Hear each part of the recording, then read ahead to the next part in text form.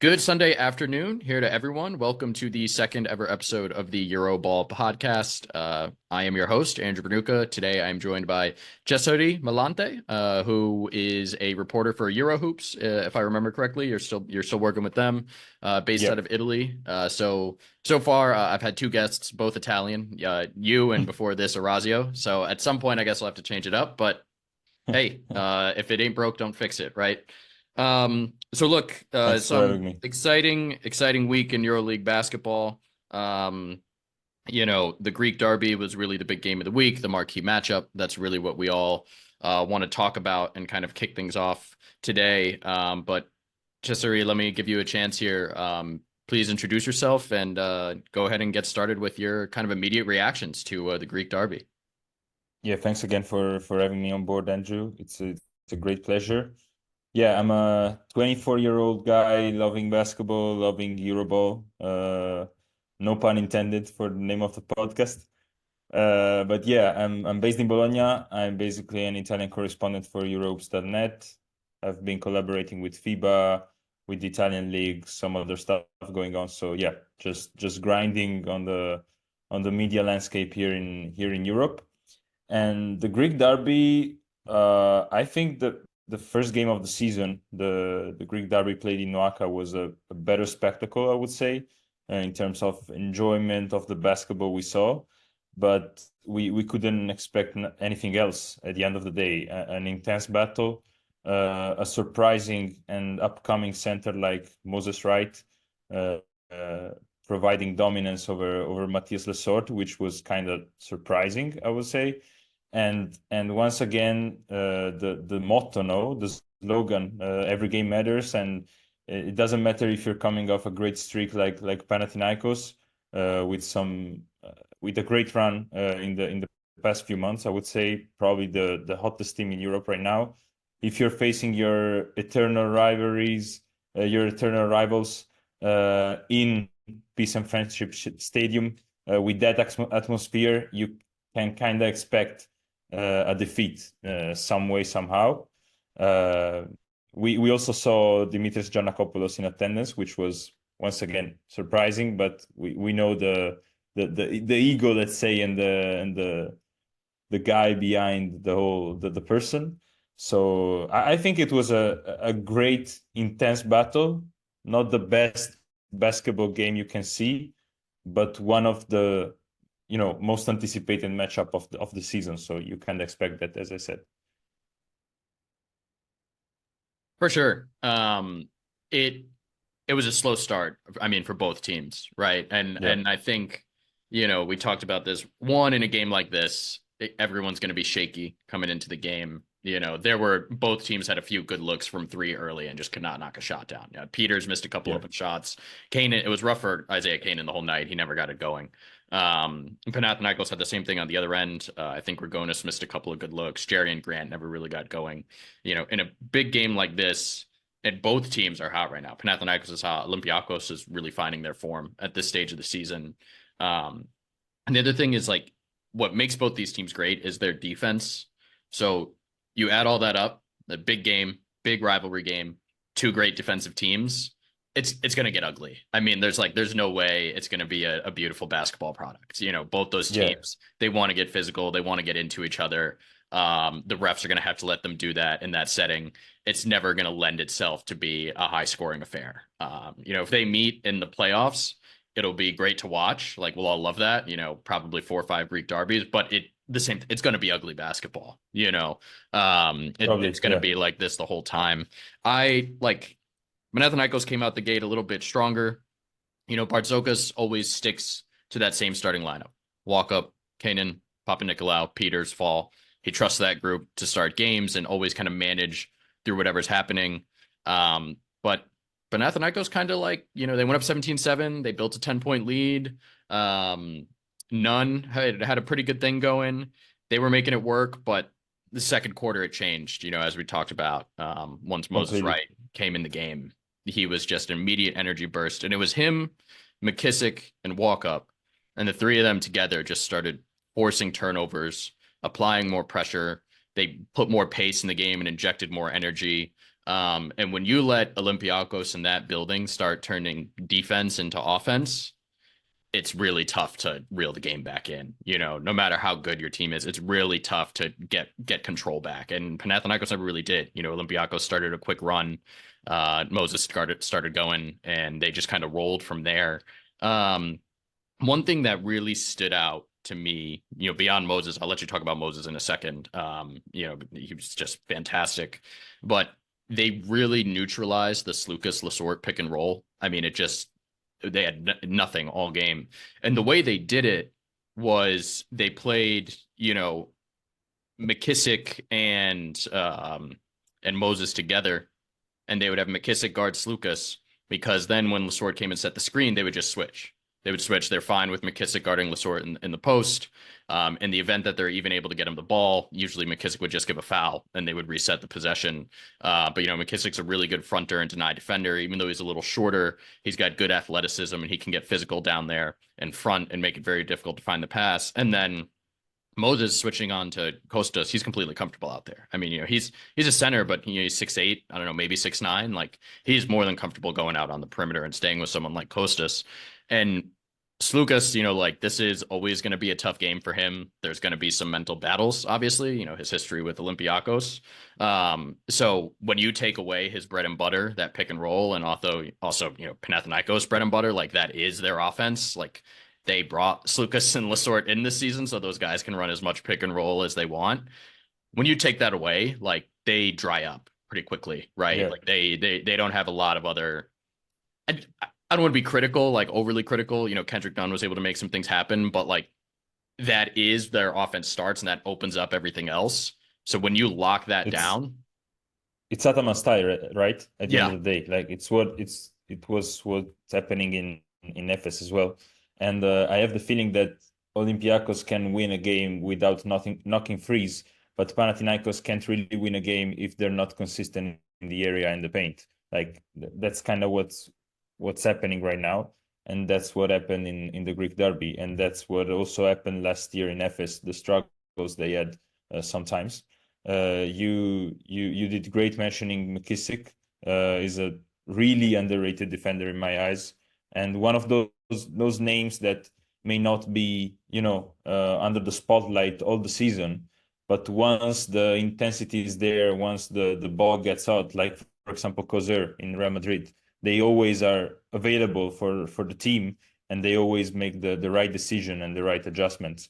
And clearly, Shaq McKissick has found his place in Olympiacos for sure. And talking about Moses Wright, first of all, we have to give credit to the Turkish team, Fendi, because they've been giving a lot of great players to European powerhouses and to great EuroLeague teams. I think of Rokavopoulos, for example, in Baskonia. I think of Lomas, who came to Virtus, is not finding his minutes really, but still he got a EuroLeague contract. And Moses Wright, I think he has the potential to become a great center in the EuroLeague.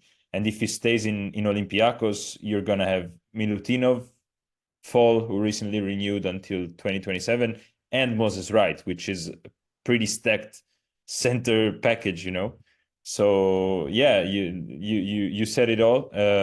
Great pick and roll defensive coverage on Panathinaikos, and that's kind of the adjustment, the game plan that every team needs to do against Ergin Atamas at the end of the day, because he gives a lot of freedom to his players. Panathinaikos always tries to find the right spot and the right solution for the open man on the arc. But if you stop the action right away, right at the beginning, it can get a struggle for them, for the Greens.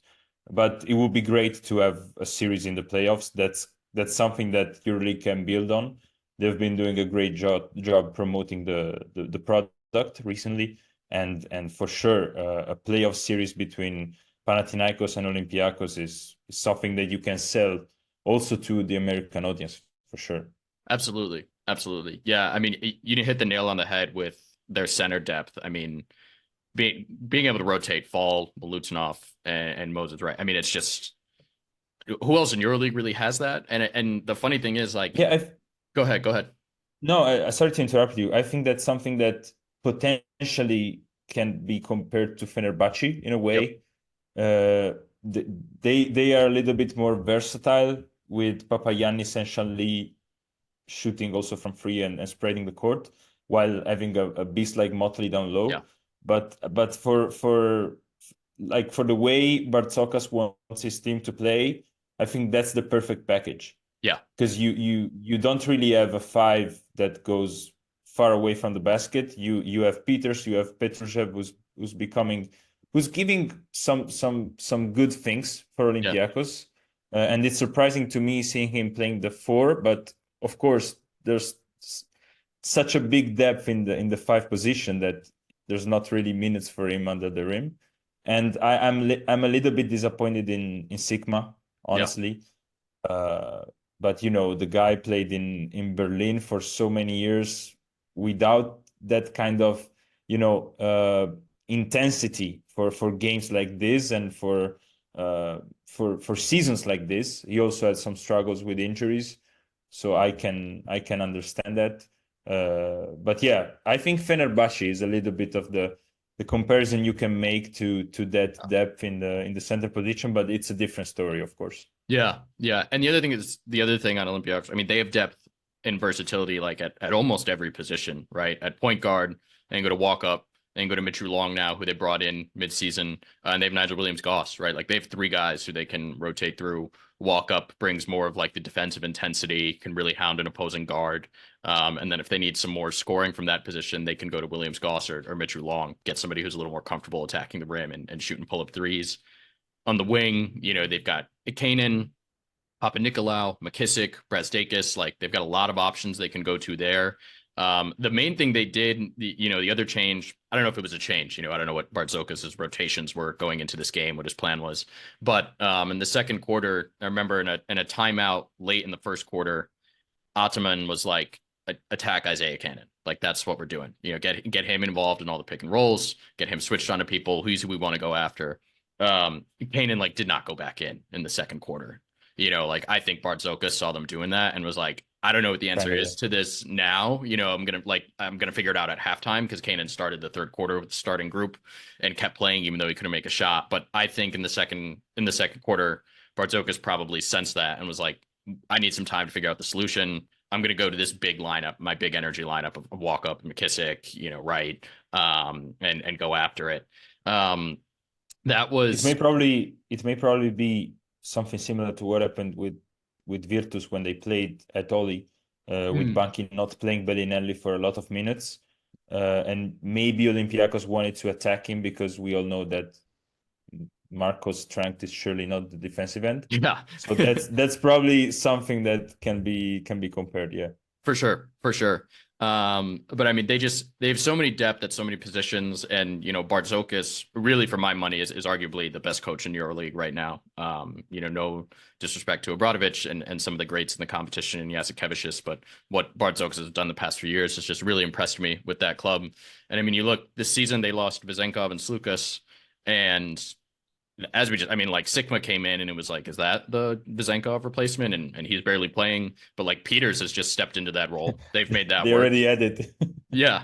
Yeah. Peters just stepped right into that role. And Slukas has been like, yeah, no problem. Like we'll just distribute his minutes between a couple other guards and make it work.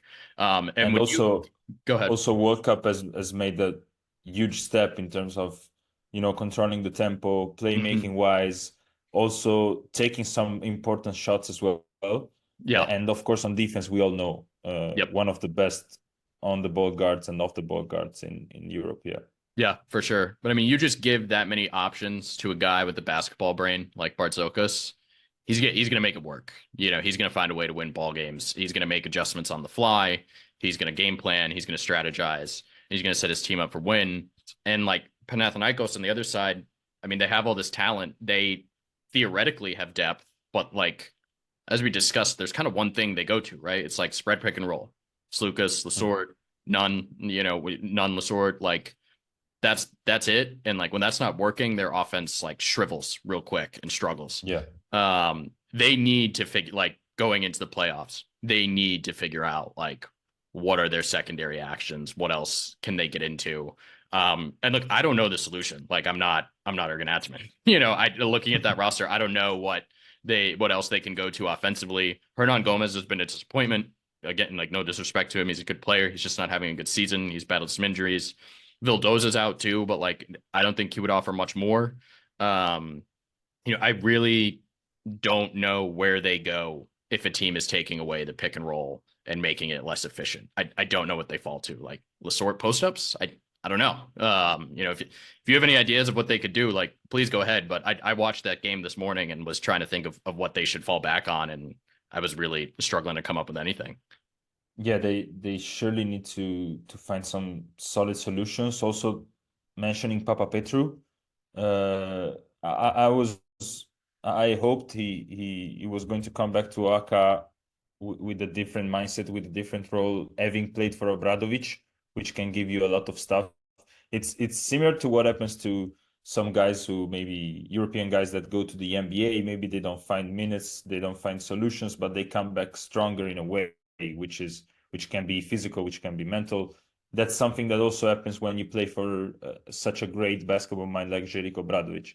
And of course, with that huge amount of talent that Panathinaikos has on its roster, it's difficult for him to find minutes. And also, he had an injury, if I'm not mistaken, beginning of the season. I like the way Grigonis has been delivering this season.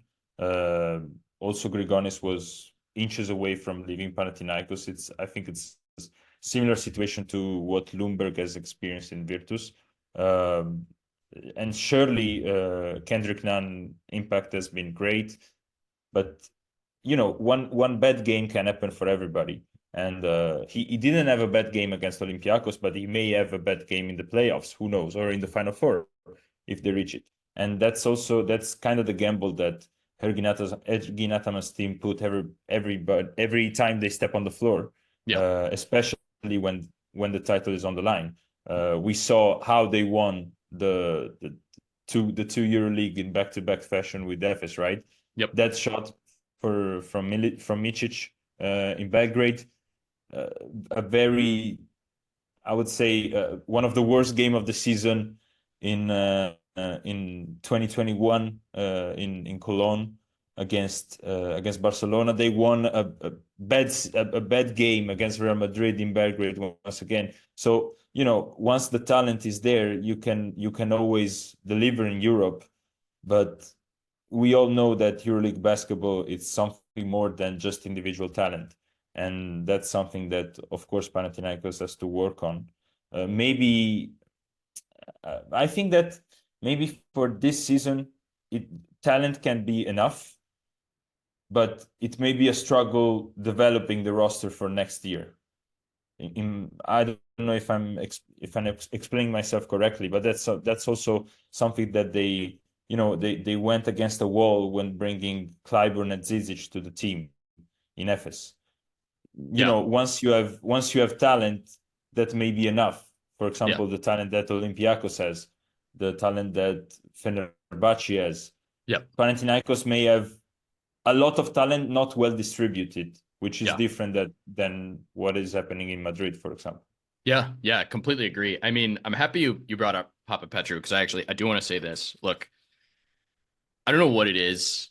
Wherever he's playing and like when he's on the court, teams love to get him, his teams love to get him the ball in the mid post. And like if I was an opposing coach, like I think Barzokas had this approach. I'm just like Giannis Papa Petru post ups are fine. Like I'll live with that. Like whatever the result is of that, I'm okay with it.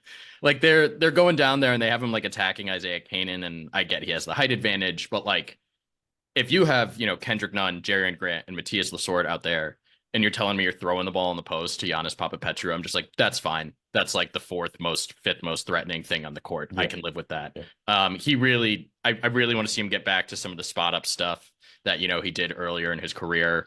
I don't think he's perfectly utilized there. Nunn had a great offensive game. He was scoring. He was 4 for 4 from 3, I think, at one point. But he was sloppy. I mean, he had quite a few turnovers. And I think this is one of those games where he needs to recognize, like, this is EuroLeague basketball, man. Like he's getting screens and like trying to squeeze into the paint and like walk up and Papa Nicolau are getting their hands in there and slapping the ball away. And look, maybe he gets fouled on a couple of these turnovers. Like maybe he has a case to the ref, but like, dude, you're not getting those calls on the road at Peace and Friendship Stadium. Like you're not. Yeah. You're not going to get a ticky tack You're not. whistle. Like it's just going to be a turnover and Olympiacos is going the other way. You have to be smarter as a player. Like you can't go in there and be like, I'm Kendrick Nunn, I deserve that call. You're not going to get it. Like the refs are not going to make a call like that, with all those fans screaming. It's just not going to happen. Yeah, and to close, Papa Nicolau, look, it was a good Papa Nicolau game. That was big. In a lot of these big games for Olympiacos, guys like him and McKissick are like key players. And For sure. if they get good Papa Nicolau, good McKissick, they're in a good spot. Usually they can figure out the rest. If one of those guys is having a bad game, they can't make a shot. If McKissick's like not getting his lanes to get to the rim, they're going to struggle, and they're going to feel that lack of presence on the wing. And then a lot of pretty much everything, starts to fall on the shoulders of Walk Up, Peters, and the rest of the core group. So this one, they got good Papa Nicolau, they got good McKissick. That was, I think, really like the deciding factor. Moses was changed the game. Walk Up had a huge impact. But the reason that they really went out is like their wings outplayed them. Grigonis is having a great season. He didn't have that great a game. I think he kind of got outplayed by Papa Nicolau and pushed around a little bit in this one. Look, those are my closing thoughts. I hope these guys get a playoff series. I'm really impressed with how Olympiacos is closing the season. They're both in great form. I don't think Panathinaikos, they shouldn't take this loss and like, they just got to roll it off. I mean, look, it's a tough game. Yeah, of course. It's a big rivalry. Yeah. Like you're playing great basketball. You played them as close as you could in their home court. Like be proud of that. Keep doing what you're doing, and just go into the playoffs. Yeah. And also when you lost, that was the season opener, you kind of have to adjust everything beginning of the season. So you can understand that as well. And you can fully understand losing on the road in Piraeus. Like it's perfectly understandable. Panathinaikos fans may be angry or whatever, upset, but it's a marathon and they're closing in. They will surely make the playoffs. So yeah, it's nothing really serious in my eyes. Of course, it can be different emotional wise for Panathinaikos fans, but yeah, there's nothing to worry about in my eyes. And also another thing to close out this topic, Isaiah Cannon, because in my eyes he has always been the guy since moving overseas that you can trust his shooting ability, but not that much. I remember one stretch in the Euro Cup when he was playing for Unix Kazan, when he had like 2 threes in 7 games or something like that. Like it was crazy to see because he was such an efficient shooter all the way his career. But now this season he has become, and I'm sure that Bartzokas has made a great impact on him. He has made significant progressions and improvements in terms of being consistent, really, which is what matters mostly. You can score 2 or 3 games per game. Doesn't matter if you don't score 6 or 7. It can happen, of course, like in the EuroLeague final last year, but it doesn't really matter. Like Olympiacos can spread the talent overall within the team. They don't need to be dragged by somebody, not this season at least. And I think he will be huge as well in the playoffs. Yeah, absolutely correct on Kanan. I mean, he's one of those guys like it. I think I don't have the data in front of me. I'd have to pull it up, but like off screens or spot up threes, he's great. If he's like isolating and like, going into his step back jumpers, his step back 3-pointers, his crossover pull-ups, his percentages like plummet, like he's just not as good a shooter when he has to create the shot for himself. And I think to your point, Bartzokas has done a really good job since he's been there of like, hey man, like sometimes he lets him go crazy, but he's like, your threes come out of pick and roll ball movement, Mustafa Fall catches the ball in the short roll. Exactly. Fall catches it in the short roll. He finds you in the corner when the help comes. Those are the threes I want you taking. And look, sometimes Isaiah catches it open and then still waits and tries to make it a more contested 3. There's nothing you could do about that. And he was doing some of that against Panathinaikos. But for sure, I mean, that's what his game's about. Look, let's get into Real Madrid, who beat Bologna this past week to get to 4-4 in their last 8. and end their 3-game losing streak. Look, that was kind of a key game for both teams, right? Like Real Yeah, Madrid, 3-game losing streak, going on the road to Bologna, not an easy place to go win a game. Bologna has had their own struggles. We'll let you talk on that in a bit. And this was kind of, a test for them of like, hey, I know it's Real Madrid, but like we're at home and they're struggling. Like we should try to figure out a way to win this game. And they didn't. And, Real Madrid, you look at their numbers, when they started the season 19-2 to kind of these last 7 or 8 games, these numbers are a little dated. I pulled the breakdown of their team stats from rounds 1 through 21, 22 through 28. Some of the things that stand out during that 19-2 start, opponents were shooting 31% from 3. So that was the worst mark in the league. Like some of that's luck and some of that was their defense, right? Like they're also just making teams get worse shots. In the last 8, teams are shooting 38% from 3, which is 14th best. So again, some of that's luck. Some of that could be effort and kind of scheme and seeing what happened. Their rebounds have completely fallen off. They were getting like 37 rebounds per game as a team. And that strong start, that was second in the league, down to 33. Like, doesn't feel like a big drop, but those 4 possessions, like that matters. That's going to impact in a game like EuroLeague, where every game can be close. Turnovers, they pretty much went to committing an extra turnover every game, 12.4 to 13.3, from 6th to 2nd. Not great. They do not get a lot of shots at the rim. That's been a thing for them all season, apparently. Checking the stats from Hackastat, who does great work, just in case anyone needs it, advanced stats, please go check out those guys. But their rim frequency, I mean, they've been 14th and they've been dead last over the last 8 games, 7% of their shots at the rim. And then opponents' assists per game, they used to only give up 15 assists per game, which was the best mark in the league through those first 21 games. It's now up to almost 20, which is 15th. So there's a few things to this Real Madrid phase that I think. I think part of it is like teams have figured them out a little bit, and they do have some weaknesses. I wrote about this a couple weeks ago. If you actually take a look at their roster, they really don't have like that many good perimeter defenders. Like Campazzo is like good for his size, but like again, for his size, he can be exploited in a few ways. Hazonia and Musa like are not plus defenders. They're passable, but they're not great. Yabusele's good. Abalde's good. Kosur, not good, right? Like he plays in certain spots for a reason. There's a reason there are certain games where he doesn't play. The Sergio's like Yul can still get by on his like veteran savviness. He's not the lockdown defender he was years ago as a point guard. Rodriguez, same boat as Cesare. Like there are some games where you're like, I don't know if I can play this guy right now. Like he's just going to get things done. And then Fernandez, like, I mean, he's out there on credibility, and like respect. He is not the defender he used to be either. And I think teams have kind of figured that out. And like, if you get the ball moving, like when Panathinaikos beat them, if you get the ball moving on the perimeter and you're making their defense shift, they are not quick enough to recover, right? Like you're going to end up with open threes or open driving lanes.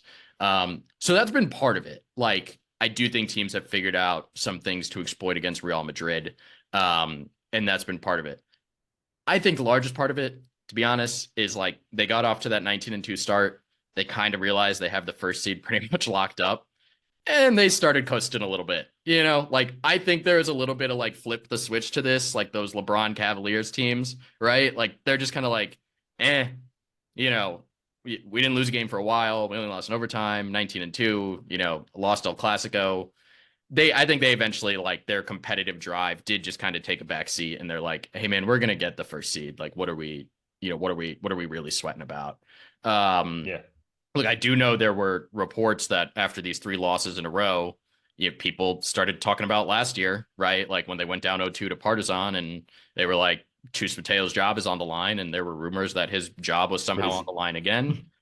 I don't know if that's true. The Spanish press is crazy. They're always ready to call out that a coach's job is on the line. At the same time, it wouldn't surprise me. There was Pablo Lasso had some rough years there where his job was on the line after a 2-3 week bad stretch, right? Like it's not out of the realm of possibility for that club.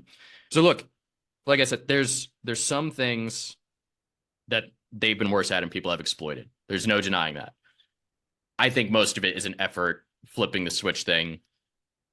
What is your opinion? What have, I'm sure you watched the game against Bologna this week where they played Yeah. better. What have you really thought of this team over the last 8 games? Are you panicking or freaking out at all? Do you think there's a bad playoff matchup they can get? What are your thoughts? First of all, I'm not panicking. Uh, we're talking about a team that has secured a playoff spot, and there's still 5 games left, so it's it's okay. It's EuroLeague. First of all, they lost 3 games against 2 great teams at the moment, and one team that you can't really describe that team. I live in Bologna, but being the Italian correspondent of Europe, I'm also going to Milano for EuroLeague games, and every game is different for Milano. You can face the perfect team, and you can face the worst team in the EuroLeague. And that night, Real Madrid was offense was sloppy. Messina did a pretty good job, and I think that Messina always wants to have the perfect game against Real Madrid for obvious reasons. And the other 2 games they lost against Panathinaikos and Fenerbahce, 2 of the best offensive teams in the EuroLeague at the moment. Fenerbahce probably the best ones at the moment. These guys are scoring plus 100 plus points per game, which is crazy in the past few weeks. So I'm not panicking.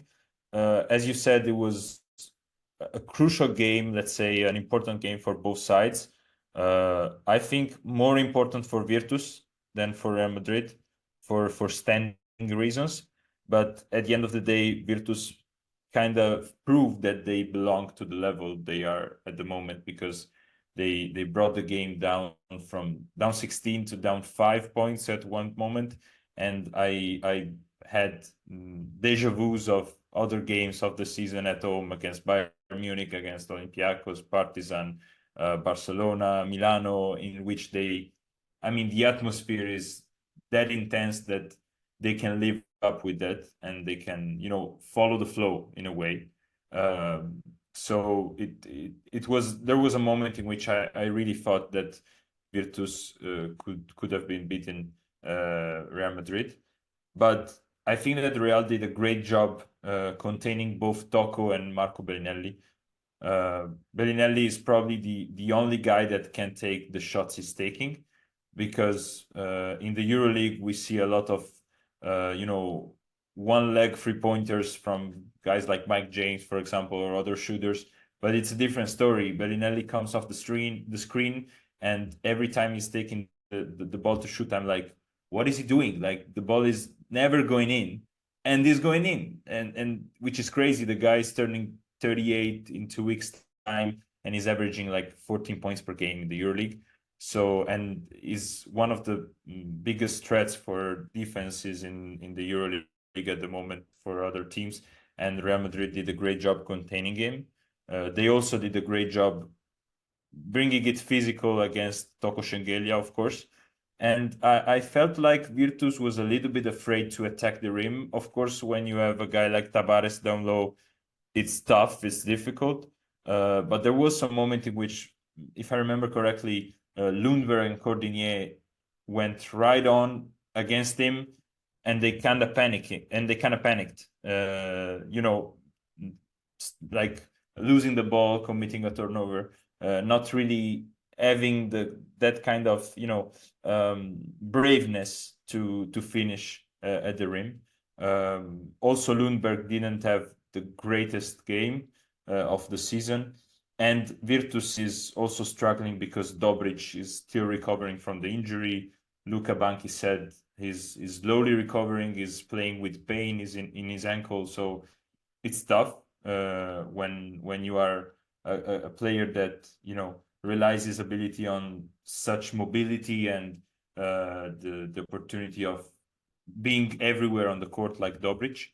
So it's tough. And yeah, Real Madrid proved, especially in the last part of the game when Virtus was coming down low, they shot 2 threes with the Zonia from the right corner easily, like it was a layup. So that kind of proves the kind of strength that this team is bringing night in and night out in the EuroLeague.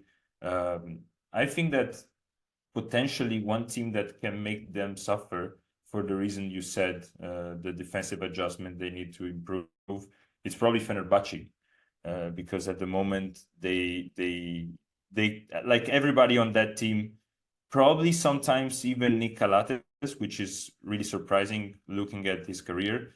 Every guy on that team can take a three and can be effective on one night. Nigel S. Davis, Nate Sestina, Tarek Biberovic, Scotty Wilbekin, Tyler Dorsey, such a deep shooters roster, and Sharas has proved that he's the right guy for this team, and they needed a switch from Itu these days. So yeah, to sum it up on Real Madrid, I think that we need to see the best Gabriel Deck yet this season, and we all know how important he is on the floor for this team. And the reality of things says that every guy on a EuroLeague night for Real Madrid can be crucial. There can be the night when Campazzo is unstoppable, when Yabusele is one of the best forwards in the EuroLeague, and he proved that in against Virtus as well. Musa didn't have a great game, but once again, they didn't need him to play the best game of his season. So they are that good. It's a team that is making Vincent Poirier coming off the bench. Vincent Poirier can probably, at the level he's playing right now, he should probably be a starter in maybe 15 or 16 teams out of 18 teams in the EuroLeague. So that just tells it all. They are that good and that deep. So if I'm a Real Madrid fan, I'm not panicking, of course. And Chus Mateo needs to stay on that bench, of course. Like there's no way. Like 3 losses in the EuroLeague, 3 straight losses in the EuroLeague are fine, are okay. Real Madrid is all about winning. By the end of the day, what matters mostly, it's what's going to happen on the end of May in Berlin, not right now. Yeah, I agree. I agree on Mateo 1,000%. I mean, I think he's done a great job there. I know it's always hard to judge how good a job someone is doing coaching Real Madrid, right? Just because it's such a great team, but he's handled the pressure really well. He's handled the downtimes, and guided them through, some tough moments that they faced. That he 1,000%, should stay in that job. Any talk of that, I think is crazy. You brought up the Tavares, rim protection thing. I noticed I didn't get through the full Bologna Real Madrid game, but I mean, even in the first quarter, like there was one, like Zizic caught the ball on a pick and roll and like was just scared to go up because he knew Edie was rotating. Paiola had a drive where he just decided not to shoot and like kick to no one because he knew Tavares was there.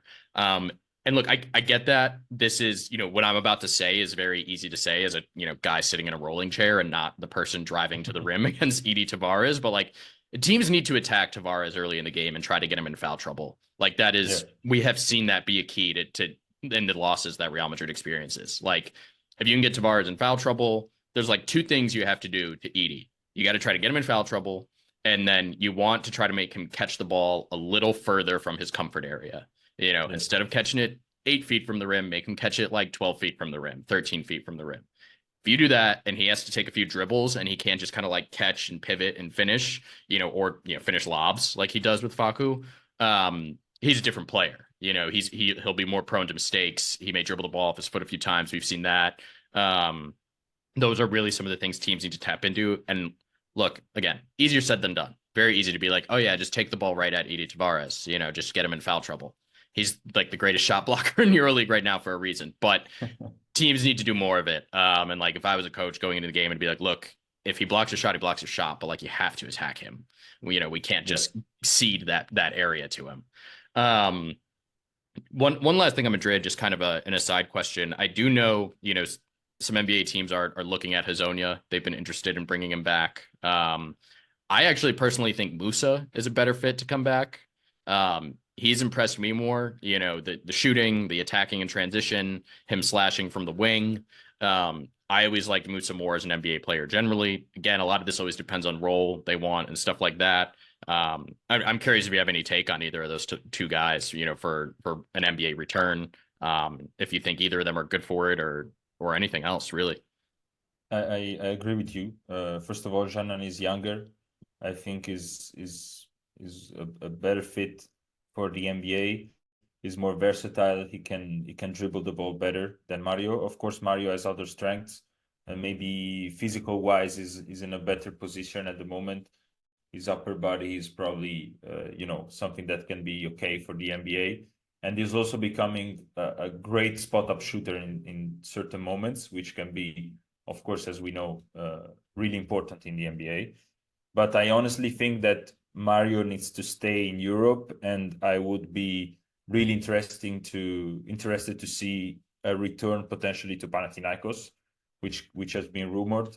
And I think he's one of the guys that may be fitting perfectly in Panathinaikos because he improved, mentally improved, and he is not the Mario that needs the ball in his hands to be effective. We saw a huge step up he made since coming back to Europe, and especially the season he had in Kazan.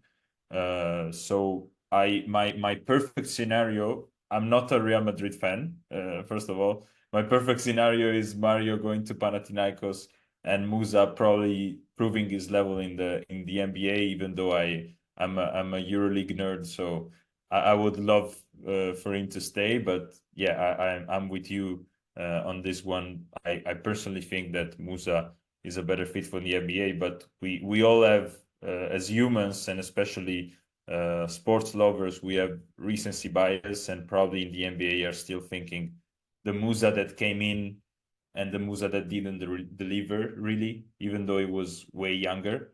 But we also saw that Musa didn't have any opportunities with Efes coming back to Europe. So of course it's a different story. And the season he had in Lugo with Breogán was huge and gave him the opportunity to finally find his moment and his time in Real Madrid. And also, I think the fact that last year he had to take the ball that much on his hands made him a better player. He made him realize the just the spacing on the court in the EuroLeague, and having Campazzo on board once again gives Real Madrid so many versatilities and that much versatility in terms of who's bringing the ball on offense, who's taking responsibility, who's stepping up. So is also one of the strengths of this team. And yeah, Musa has a bright future in the EuroLeague for sure. Could be in the NBA as well. Exactly. All right. Just all right. Take us home on Bologna. Let me know what's on your mind with those guys. They had a 14-5 start, and they're now 3-7 in their last 10. So please take it away. Yeah, I think Virtus is probably the greatest surprise of the season.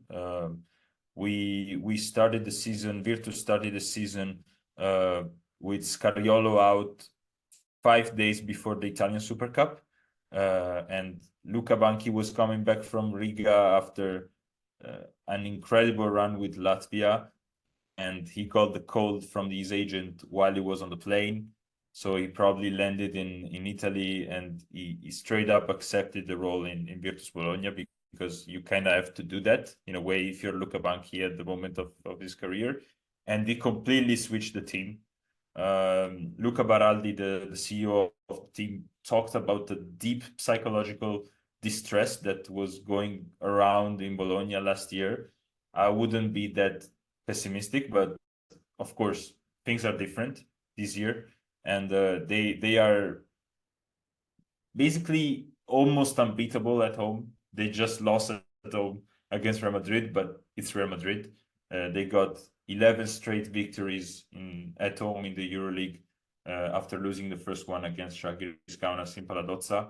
And I do believe they can still fight for a playoff spot. They are 7 at the moment, so in the playing zone, which can still be an amazing result for the guys.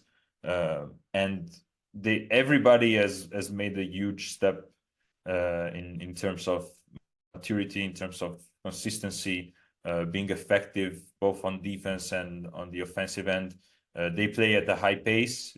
I think it's the sixth best pace in the EuroLeague, and they're also one of the best teams in clutch moment situations, with Lundberg, for example, taking over a lot of times against Partizan, Bayern Munich, Milano, Barcelona, and yada yada. Toko has been playing probably his best basketball since Baskonia days. I think we can say that.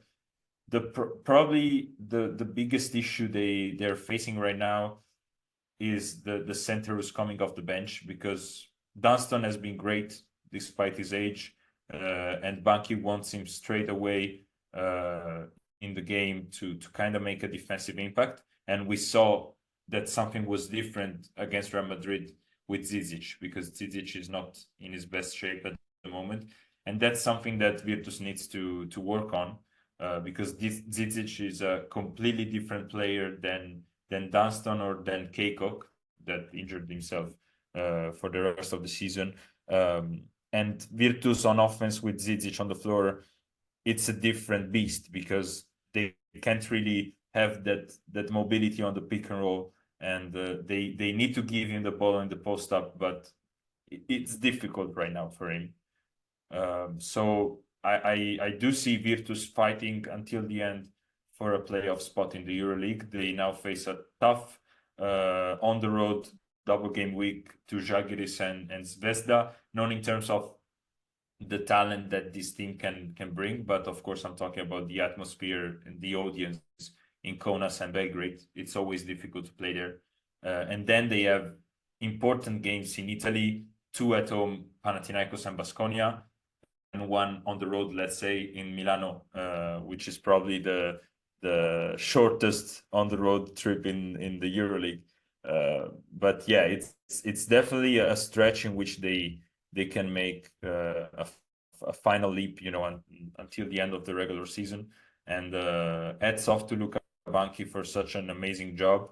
And I'm sure that nobody talks about this, but I'm sure that the impact that Lassi Tuovi has brought to this team as an assistant coach, being the guy who almost eliminated Spain in the Eurobasket 2 years ago, and being the guy also who was replaced by Banchi in Strasbourg, which is a Roman story, has been huge, because the guy is a basketball nerd like everybody on the team, and Banchi himself.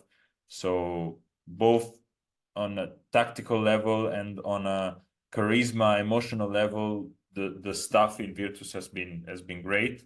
And losing Milos Teodosic was a nightmare for the fans in Bologna. But right now they are really thinking that we can play a different basketball without Teodosic. For 4 years we have been dragged by Milos. Everybody thought without Milos we are dead, but they are proving that they can belong to the top of the EuroLeague, and they don't have a multi-year license, which sounds crazy, but it's the reality of things. Yeah. Look, I'll touch on a few things there. On Milos, look, I love Milos. He's a great player. He's one of the greatest players ever in this competition. He's not the guy he used to be. I mean, this is 2 seasons in a row where he has been the primary ball handler for a team, and they haven't been at the EuroLeague playoff level. I wrote this in preseason at Zvezda that if Milos is willing to adjust and become a more off screens guy, more spot up shooting, less kind of dominant in pick and roll and really controlling your offense, I think he could extend his career and get back to having a much more long-term positive impact. It just seems like Milos is never going to do that, right? If he's playing, he's running pick and roll and he wants the ball. I mean, that's who he is. Yeah. So I think as much as it hurt for him to leave with the success he brought to Bologna and how he kind of helped them get back to the top level, I think it's actually benefited in a few ways to the club. Yeah. I think there's been some rewards from it. On Keikok has been a big injury. That has hurt them. When I was in Barcelona, when Bologna played there back in January, Toko was out. I mean, they got blown out. Barcelona had a crazy shooting game. Bologna couldn't make a shot to save their lives. No Toko, they got run out of the gym. It was what it was. But I asked, Banchi post game, about the season. how difficult it's been, how hard the job has been for him, and what challenges he sees ahead. And like he brought up exactly what you said. I mean, like the center rotation, not having Kcock really hurts. It just like it leaves this gaping hole in their rotation that he was kind of another Bryant Dunston, and they really like what Dunston brings to the table. But at his age, Dunston can't hang and bang with big men as much as he used to. So yeah, they have to go to Zizic and these other guys, and it's not working out. They need the energy and athleticism at that position. Over these last 10, I pulled their stats same way I did with Real Madrid before we jumped on today from Hackastat and was looking at it. Their offense has cratered. Like it's really, really struggled. And look, I was wrong on Bologna in my preseason preview. I predicted them to like finish 12th. I was way off. But some of the concerns I had about the team then have kind of materialized over these last few games, right? Like I think I love Toko. He was my midseason MVP.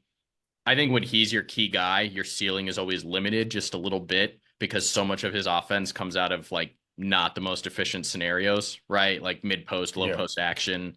I love him, but it's just like it's not the best way to put points on the board and get wins. Even though he's great at it. I just read a lot of question marks about like where is perimeter offense coming from? Like I love Daniel Hackett, but he's not really a scorer. Bellinelli has filled some of that void. That's been really helpful. He's been, as you talked about earlier, he's been fantastic, way better than I expected. But during same here, yeah, definitely, yeah. He's been great. Yeah, no, like I was like last season, honestly, of course, he was limited in minutes. Nobody knows what was happening behind the scenes with Sergio, but I was like, why is he still doing that? And this season, he completely proved me wrong. As I said, nobody takes that shot, but if Bellinelli takes that shot, there's likely the chance that he's going in, and that's crazy, honestly. Yeah. Yeah. He's been huge. What during their 14-5 start, Cordinier like was great. He gave them a lot of bursts from the wing, and scoring from the wing that they needed. And he's kind of not been the same guy over the last 10 games. He had some injuries, right? He got banged up a little bit. He missed some time. I think he lost some of his rhythm. He's still having a great shooting season, which is fantastic. Like that was kind of the concern with him, right? He was always like this low 30s 3-point percentage guy, and you wanted him above that. And he's like, I think he's like close to 40% this year. His shot has really improved. And that's been helpful. And then Lundberg was kind of like became the clutch guy who like, I mean, look, Lundberg, Calathes, two guys this year who like their clubs were trying to force them out and new coaches have like made them incredibly valuable. For sure. And it just kind of goes to show like, hey man, one coach's trash is another's treasure, right? He's been great. He's been great in clutch time, but the offense over these last 10 games has really struggled. That was always my concern with this team. Their offensive rating, they were 6th when they were 14-5. They are dead last in offensive rating in their last 10 games. Yeah. They're at 104.5. They're dead last. Their points, they're at 17th, 75 points per game over the last 10. And they're down to 33% from deep, which is 16th, like third from bottom. Like it's just the offense has like fallen through the floor. And I don't know what the fix is. Like I always have these concerns about Toko teams, right? Like your offense can get into these ruts. If Bellinelli's shot isn't going, like the perimeter options can dry up very quickly. And I think we're seeing some of that. All of that being said, as long as they avoid Real Madrid, like they're going to be a handful in the playoffs for any team. Barcelona is not going to want to play them. Panathinaikos, Olympiacos, Fenerbahce, none of these, Monaco, like they're not going to want to see them. They've had Monaco's number this year. I mean, they blew them out of the gym in at their own place earlier this year. And the game was on the line when Monaco came here. Monaco snapped their winning streak, but once again, Lundberg had the shot to tie it up. Didn't went in. Okay, didn't go in, but yeah. I mean, I just like even with the offensive struggles, you don't want to have to go play 2 playoff games there. They're really tough to beat at home. And like if Bellinelli gets hot in a road game, then like it's going to be a fight. You're going to have a problem now.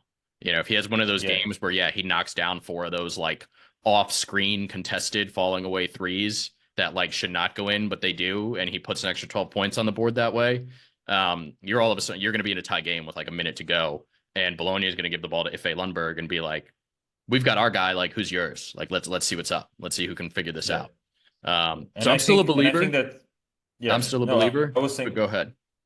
yeah, no, I was saying, sorry to interrupt, but I think that some teams are not scouting Ife the way they should scout him, because he's still the guy that, is not, at the end of the day, if you look at his numbers, they're not that great.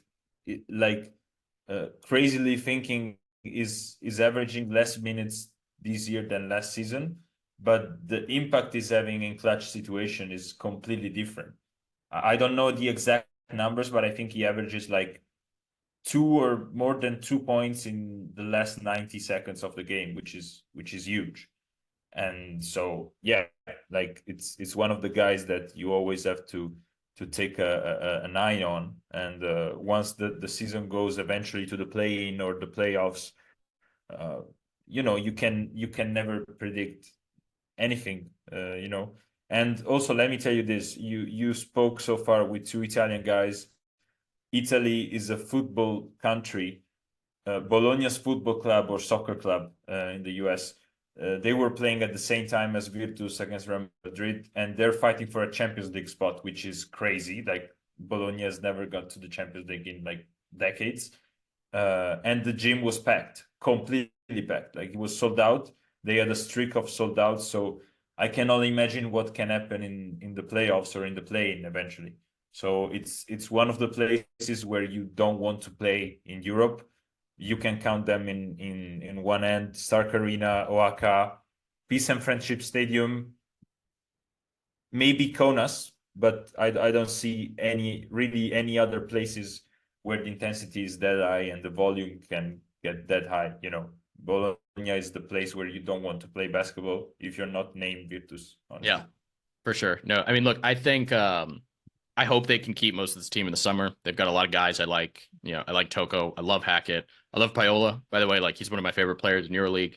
He's Yeah. incredibly intelligent. I'm sure you'd have more to say on him, but I love watching that guy play basketball. He's just like, he makes so many plays that you don't think he can make.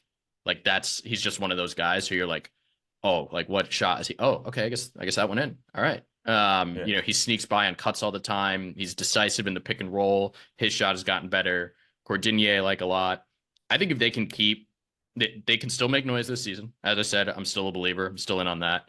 And if they can keep most of this team in the summer and just add like one more perimeter scorer, and like K-Cock is healthy and they keep him, they're a Final Four contender next year. I mean, like, it's gonna be a mess. Like, from Barcelona, Final Four contender means Barcelona, Monaco, Fenerbahce, Olympiacos, Panathinaikos, A Bologna, lot. right? Yeah. Like, Partizan eventually. Yeah, you never Partizan know. eventually, like seven teams for three spots. Like, that's what Final Four contender means. But like, they are firmly in that group if they can keep most of this core, and like especially could be leading that group if K-Cock's healthy and they can add a perimeter guy. I really like what I've Yeah. seen from them this season, and look, it proved me wrong. I was really low on them heading into the season, and pretty quickly I changed course and was like, nope, this works. This roster works. Yeah, I'll just add one thing about Cordigny and Payola. First of all, I think that Isaiah Cordigny made huge improvements overall, because he was one of those guys who, yeah, he's okay on offense. When he was playing in Nanterre, he was definitely a player that deserved Eurocup, maybe low EuroLeague recognition. But now he sees the game differently, and I think that playing with Milos has helped him in terms of playmaking skills when he has the ball, in terms of sense for rebounds, offensive rebounds.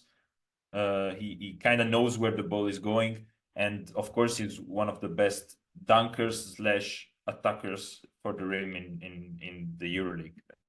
Is so athletic, and yeah, he's been struggling for the past few weeks, but I think that he's also one of those guys who still has to prove his best level.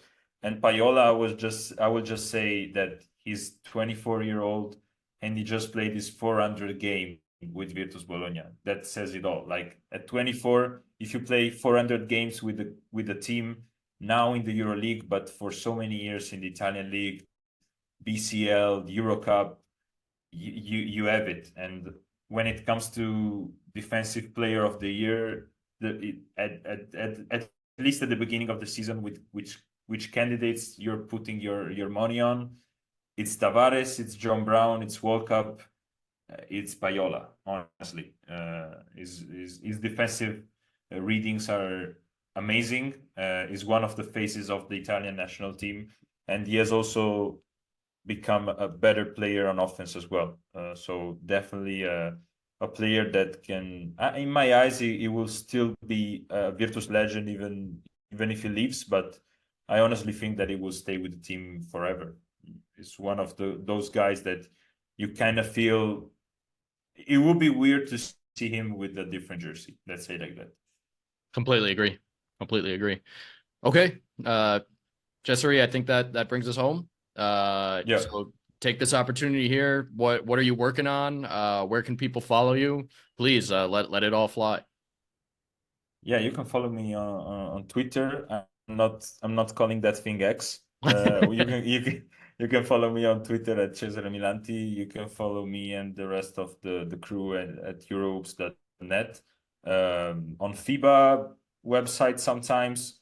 If you're Italian, on Ultimo Uomo, which is a great website to follow sports in general in Italy. Yeah, I've been working with the Italian Federation.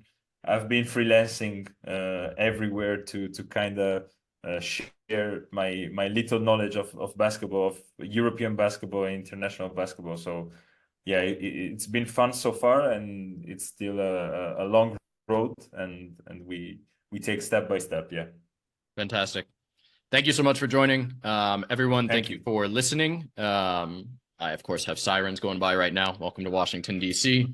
But everyone, thank you very much. Please remember, like, subscribe, leave a rating, whatever platform you're on, and enjoy the rest of your week. And EuroLeague playoffs can't come fast enough. Cesare, Yeah. thanks again. Take care. Peace. Thank you.